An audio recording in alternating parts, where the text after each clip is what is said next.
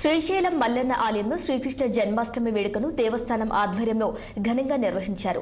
కృష్ణాష్టమి సందర్భంగా ఆలయంలోని శ్రీగోకులంలో దేవస్థానం తరపున ఆలయ ఈవో పెద్దిరాజు దంపతులు గోపూజను నిర్వహించారు. ఆలయ ప్రాంగణంలోని శ్రీగోకులంలో గోవులకు గోవత్సాలకు పూజాధికాలు జరిపించారు.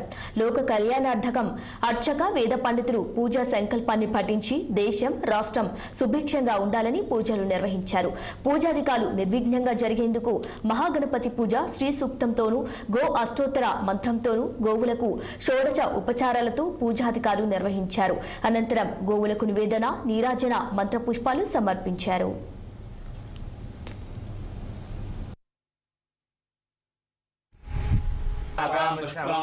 पुष्पवान् प्रजावान् पशुमाविध परिमल पत्र पुष्पाणि समर्पयामि धारयामि आयने ते परायणे दूर्वारोहम्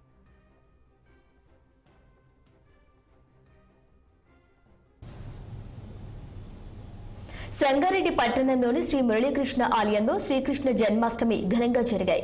ఈ వేడుకల్లో సంగారెడ్డి ఎమ్మెల్యే చింతా ప్రభాకర్ పాల్గొని కృష్ణుడికి పూజలు చేశారు.